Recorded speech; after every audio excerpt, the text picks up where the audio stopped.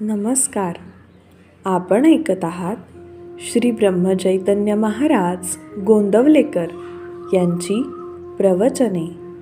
वाचन स्वर अनुपमा संकेत. देहबुद्धीचा त्याग करावा. मनाला कारण अभिमान होय.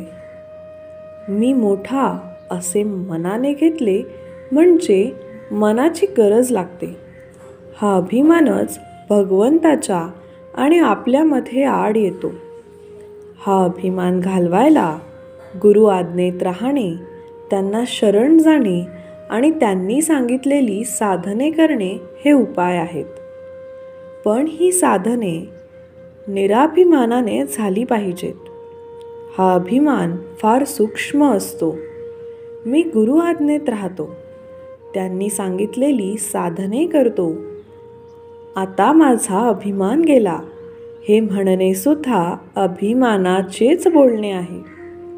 खरे पाहता अभिमान बाळगण्यासारखे आपल्याजवळ आहे तरी काय?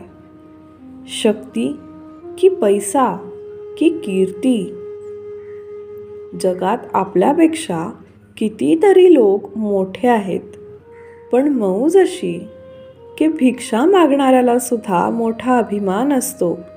मी अमक्याच्या इथे भिक्षेला गेलो होतो, त्याने मला हट्ट म्हणाले, तेव्हापासून त्याचा उंबरठा नाही चढलो मी, असे तो म्हणतो.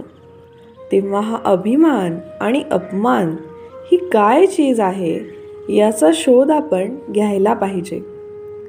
याला अगदी मूळ कारण देहबुद्धी. ही देहबुद्धी नाहीशी झाली पाहिजे. एखाद्या झाडाला खत घातले गेले तर ते मरेल कसे? मला लोकांनी बरे म्हणावे, मान द्यावा, शिव्या दिल्या तर वाईट वाटते. हे देहबुद्धीला खत घालण्यासारखे आहे.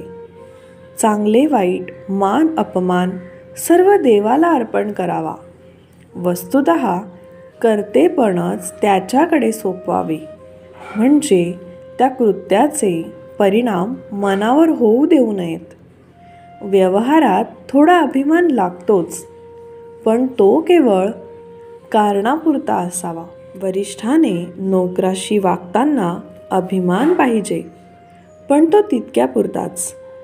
त्याचा मनावर परिणाम होऊ देऊ नये. ही देहबुद्धी, हा अभिमान जायला सद्गुरूचे होऊनच राहावे. निदान बळजबरीने तरी मी त्यांचा आहे असे म्हणावे. सद्गुरू तुम्हाला नकळत तुमचा अभिमान दूर करतील. परमार्थात संतांचेच ऐकण्यात महत्त्व आहे. तेथे आईबापाचे का ऐकू नये? तर ज्याने मन त्याच्या ताब्यात आहे, ज्यांचे मन स्थिर झाले आहे किंवा ज्यांचे मन नेहमी भगवंतापाशी आहे, अशाचेच ऐकण्यात विशेष आहे. आपल्या देहबुद्धीची तऱ्हा मोठी विलक्षण असते. सगुणोपासना आपल्या सवयीच्या आड येते, म्हणून आपण मनुष्य ती करीत नाही.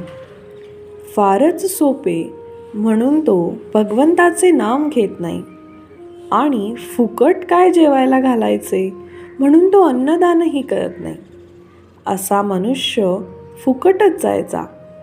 देहबुद्धीला ताळावर आणण्यासाठी संतांच्या ग्रंथांच्या वाचनाची गरज आहे. पहाट झाली की थोडा उजेड, थोडा अंधार असतो. त्याप्रमाणे सध्या आपली स्थिती आहे. देहबुद्धीच्या अंधारात भगवंताच्या स्मरणाचा किंचित उजेड आहे. हा देहबुद्धीचा अंधकार जाऊन पूर्ण प्रकाश दिसायला भगवंताच्या अनुसंधानासारखा दुसरा कोणता उपाय असणार? मीपणाची आणि अभिमानाची पूर्णाहुती देणे हाच खरा यज्ञ होय. धन्यवाद.